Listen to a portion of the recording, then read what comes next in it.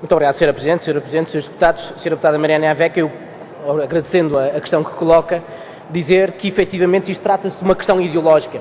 E aliás, quem ler as declarações do Sr. Ministro Pedro Mota Soares, quem ouvir as declarações dos diferentes deputados, quer do PSD, quer do CDS-PP, a orientação que vem para cima da mesa é sempre colocar as questões da fraude. Isto é, quem recebe prestações sociais é associado à imagem de fraude e de vigarices e de mentira relativamente ao Estado. Exatamente. E esta questão ideológica não é por acaso. É que ela visa criar a ideia que são todos fraudulentos os que recebem as prestações sociais. O que é uma mentira descarada. E com esta ideia da fraude, tentam fundamentar e justificar um ataque a prestações sociais que são verdadeiramente fundamentais. Então a proteção da maternidade onde é que fica? A proteção social na doença onde é que fica? Bem, como não conseguem justificar este ataque, utilizam a ideia da fraude para justificar este ataque. Mas ele é um preconceito ideológico antiquíssimo, porque ele visa associar as questões da pobreza, a culpa da pobreza aos pobres, atirar a culpa para os próprios pobres. Isto é, os pobres são pobres porque são culpa própria e não por causa do sistema que os atira para a pobreza. Essa é a realidade, é essa a imagem que utilizam e é sistematicamente utilizada. A senhora deputada refere bem, é que estas situações são efetivamente de grande sensibilidade social. E onde para o discurso das bancadas da direita?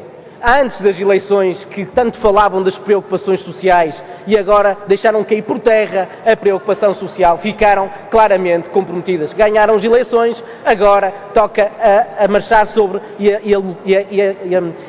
avançar um conjunto de medidas contra as prestações sociais, contra quem recebe estas prestações sociais, que é verdadeiramente inaceitável. E, para terminar, é que relativamente ao rigor, ela também é mentirosa a utilização desta frase, mas também não há uma única referência relativamente aos grandes grupos económicos. Não se ouve uma palavra no que diz respeito à utilização dos offshores. Quando o grupo Pingo Doce deslocalizou-se para a Holanda para fugir aos impostos, o Sr. Primeiro-Ministro dizia que temos de ter cuidado. Temos de ter cuidado e é uma questão delicada que precisa ser estudada. Mas quando chega a altura de cortar em quem recebe prestações sociais fundamentais para o dia-a-dia, aí não há que estudar, não há que ter cuidado, é malhar com toda a força em quem recebe estas prestações sociais e isso é inaceitável. Sra. Presidente, Srs. Deputados, Sra. Deputada, eu quero agradecer a questão e concordar. Efetivamente não está tudo bem. E não está tudo bem, nomeadamente para quem vive do seu salário e quem vive da sua reforma. Esses, infelizmente, podem dizer com toda a propriedade que não está tudo bem mesmo. Agora, há uns que estão a safar, permitam uma expressão, há uns que continuam a engordar com este governo PSD, CDS-PP, que continua a tirar milhões para quem provocou a situação desgraçada em que o nosso país se encontra. Esses continuam a viver à tripa forra, continuam bem na nossa sociedade, porque o PSD e o CDS-PP, a única coisa que conseguem fazer, desde que tomaram posse, foi olhar para quem vive do seu salário e da sua reforma, quem recebe prestações sociais muito reduzidas, para atacar sem qualquer tipo de problemas. E depois diz que não vivemos em tempos de bonança. Pois não. Para alguns. Então e os 12 mil milhões de euros para a banca? Como é que é, Sra. Deputada? Quem é que não vive em tempos de bonança, Sra. Deputada? Quem recebe prestações sociais está com o governo à porta, a se cortar em todos os sentidos. Esses, efetivamente, não têm tempos de bonança. Mas a banca continua a receber largos milhões de euros. Então, e os largos milhões de euros em benefícios fiscais atribuídos todos os anos em sede de Orçamento de Estado, Sra. Deputada? Está a viver em que país? Não discutiu o Orçamento de Estado? Não viu a quantidade de benefícios fiscais que lá estão, que são um largo privilégio para quem já muito tem? E tenho de dizer que não são tempos de bonança. Pois não são tempos de bonança para quem vive do seu salário e da sua reforma, Sra. Deputada, porque para esses, efetivamente, são exigidos todos os sacrifícios. E mais, a Sra. Deputada revela algum desconhecimento. O que o Sr. Ministro hoje desmentiu não corresponde à verdade, porque a medida que nós denunciamos ali de cima é que o Governo prepara-se para atacar o subsídio de maternidade e o subsídio de paternidade, porque vai deixar de incluir o subsídio de férias e o subsídio de Natal no rendimento dos agregados familiares. E ao retirar o subsídio de férias e o subsídio de Natal no rendimento dos agregados, vai baixar o subsídio de maternidade e paternidade. Sra. Deputada, onde é que fica o discurso da maternidade? Não sabe que o país tem das mais baixas taxas de natalidade da Europa? Então como é que resolve o problema? Atacando o subsídio de maternidade e paternidade? Com que legitimidade, Sra. Deputada? É uma irresponsabilidade que vai merecer a nossa forte oposição.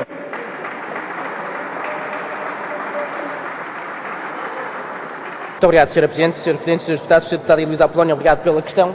Permitam-me dirigir-lhe de falar de costas, mas não tenho outra alternativa. A Sra. Deputada tem toda a razão no que diz respeito à questão do combate à fraude. é importante dizer isto, não houve nenhum reforço daquilo que são os meios de acompanhamento dos processos que efetivamente permitiam detectar as situações de fraude.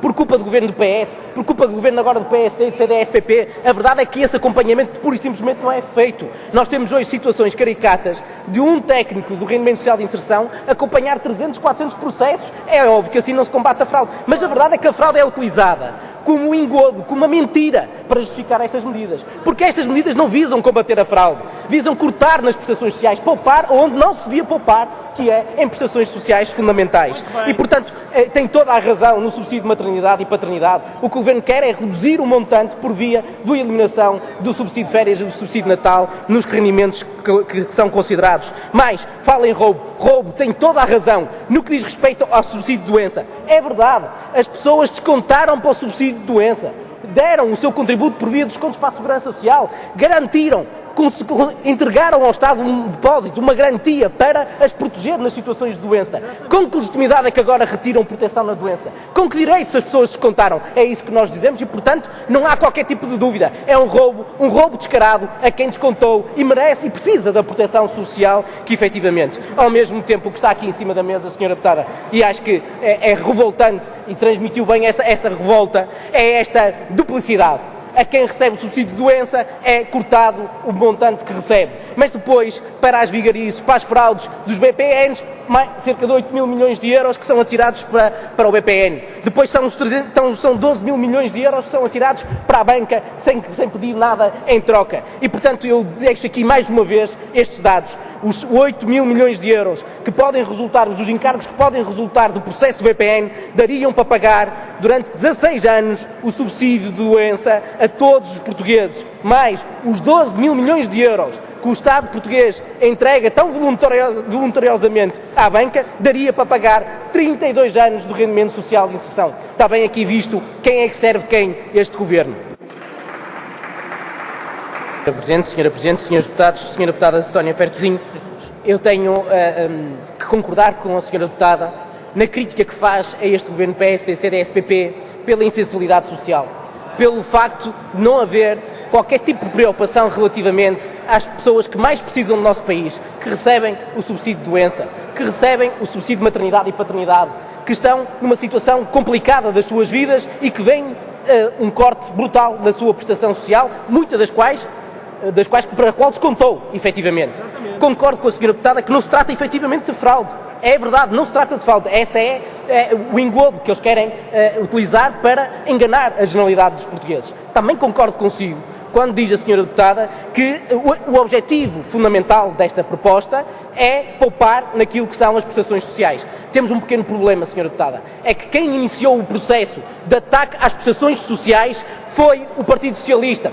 Foi o Partido Socialista com a condição de recursos que iniciou um processo onde os rendimentos de todo o agregado familiar era considerado para efeito de atribuição de prestação. Sabe o que aconteceu depois da aprovação do subsídio da condição de recursos? Sabe o que aconteceu ao abono de família? Caiu a pique o número de beneficiários. No rendimento social de inserção, caiu a pique o número de beneficiários. Com o Partido Socialista iniciou-se uma era de ataque às prestações sociais verdadeiramente inaceitável. E essa responsabilidade tem que ser dada, tem que ser demonstrada aqui ao Partido Socialista. E escusa de vir com o choradinho do PEC 4 e com toda a lenga-lenga que já ninguém acredita nela. A verdade é que foi o Partido Socialista que abriu o caminho ao PSD e ao CDS-PP para um brutal caminho de retrocesso nas prestações sociais. E pergunto, agora que o PS está na oposição, vamos lá ver como é que se comporta o Partido Socialista relativamente às malfeitorias que fez no passado.